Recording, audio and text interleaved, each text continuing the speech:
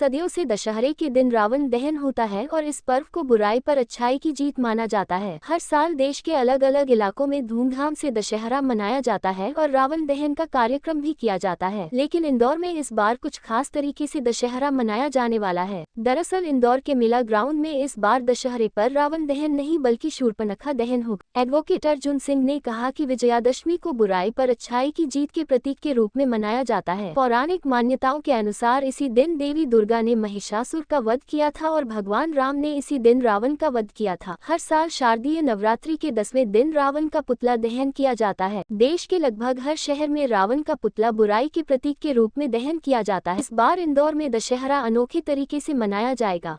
राजा रघुवंशी हत्याकांड में शामिल सोनम समेत दूसरी कई आरोपी महिला अपराधियों का पुतला दशहरे के दिन जलाया जाएगा। गलत है या सही?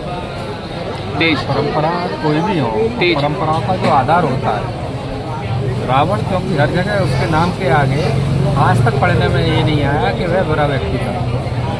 हमें भी पढ़ाया गया है, हमें भी ये बताया गया है और उसका वर्णन भी आया है। जहाँ रावण का जिक्र आया तो वो बहुत विद्वान आदमी था। तो विद्वान आदमी का पुतला हर वर्ष मात्र इसलिए जलाया जाता है कि उसने महिला के साथ उसको ले गया, इसीलिए तो उसको तो वो एक बुराई की जो जीत होनी चाहिए वो नहीं हुई, अच्छाई की जीत हुई और उस बुराई के रूप में रावण का पुतले का दहन किया जाता है। अगर मान लो कि रावण बुरा व्यक्ति था, इट मीन्स कि उसके कर्म अच्छे नहीं थे।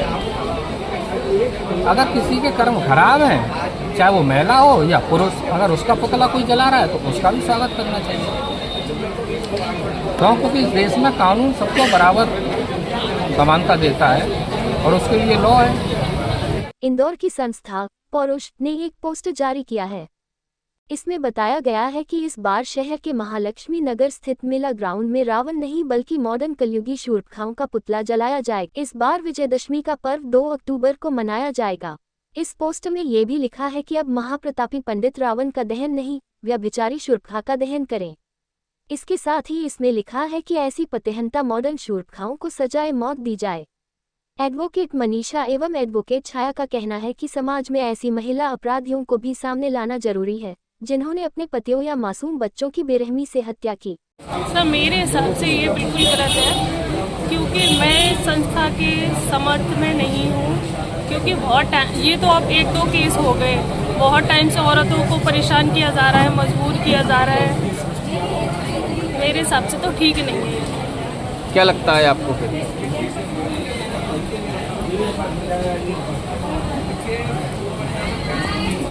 सर पहले ही बता चुके हैं, परंपरा सबके लिए इक्वल है। जैसा कि इस बार इंदौर की संस्था ने ये डिसाइड किया है कि रावण का पुतला ना जलाकर शूर्पणखा का पुतला जलाया जाए। उस पर यही मेरा कहना है कि हम इस चीज़ को सपोर्ट नहीं करते। आप उस पुतले को जलाने के बजाय आप उसे लटकाएं, या फिर आप अगर उस चीज़ को आप उसी वे में लेना, जैसे कि हम देख रहे हैं कि 2 महिलाओं ने ऐसी घटनाएं की हैं जो कि पुरुष कई समय से करते आ रहे हैं। जैसे वो ड्रम वाला केस ले लें या फिर वो पिकनिक हनीमून के बहाने ले जाने वाला केस ले लें, जिसकी वजह से जो रुख है वो थोड़ा सा बदल गया है और मुझे लग रहा है कहीं ना कहीं पर्सपेक्टिव वहीं से आया है। तो उस चीज़ को लेकर अगर हम चलें तो ऐसे तो पुरुष प्रधान देश है, हम बोलते हैं ऐसे पैट्रियार्कल सोसाइटी, पितृ सत्तात्मक हमारा देश है ना।